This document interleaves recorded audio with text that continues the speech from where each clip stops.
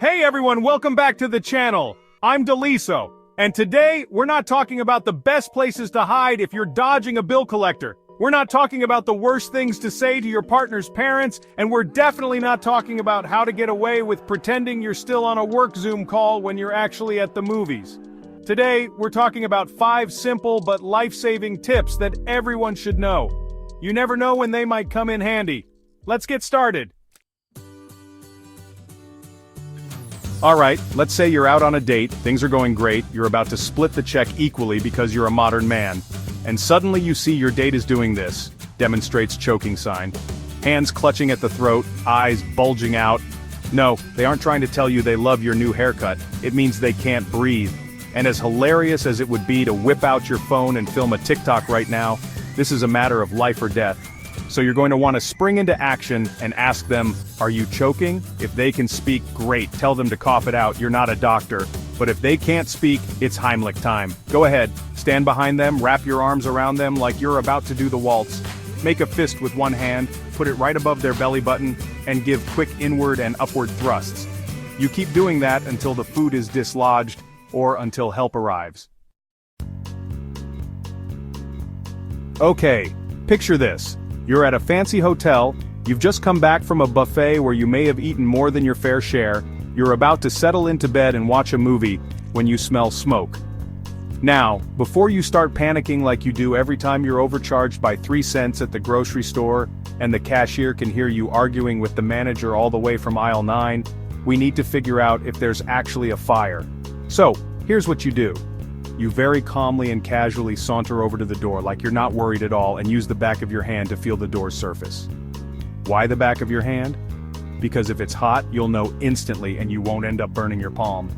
Now if the door is hot, that means one thing: fire. And unless you're a firefighter, you need to find another exit immediately. Chapter 3. How to stop severe bleeding. Alright folks, this next tip is straight out of an action movie, but hopefully you'll never have to use it in real life. Let's say you're at a family barbecue, your uncle is attempting to impress everyone with his grilling skills, when suddenly, disaster strikes. He drops the tongs on his foot, lets out a yell that could wake the dead, and now there's blood everywhere. Everyone's panicking, your aunt is threatening to faint, and your cousin is trying to post it all on TikTok. But you're the hero of the day. You remember this life-saving tip, and you calmly grab a clean cloth, napkin, whatever you can find, and you apply firm pressure to the wound. Keep pressing until help arrives, or until your uncle stops yelling, whichever comes first. Chapter 4. The Recovery Position. Now, I know what you're thinking. Daliso, why are you telling me all this scary stuff? Well, someone's gotta do it. And besides, this next tip is actually pretty chill. Let's say you're at a friend's place, you're playing a friendly game of charades when suddenly, your friend collapses. Everyone's freaking out, someone spills their drink, it's chaos. But you've got this. You remember this handy tip, the recovery position. So you gently roll your friend onto their side, making sure their airway is clear and open. This will help them breathe more easily and prevent them from choking on their own vomit or tongue. Because nobody wants to add choking on their own tongue to their list of embarrassing stories. Chapter 5. How to perform CPR. Okay, last but not least, we're talking about CPR. Now I know what you're thinking. Daliso, this is getting too real, I'm just here for the jokes. But trust me, this is important stuff. Let's say you're at the gym, you're working on your fitness, feeling good about yourself, when suddenly someone collapses next to you.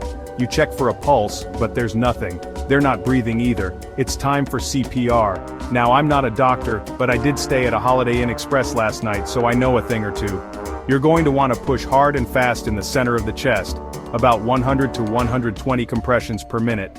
If you're trained in CPR, you can also give rescue breaths after every 30 compressions. Keep going until help arrives. Outro staying alive with Daliso. Well, there you have it folks. 5 life-saving tips that could make you the hero of the day, or at least the most prepared person at your next family gathering.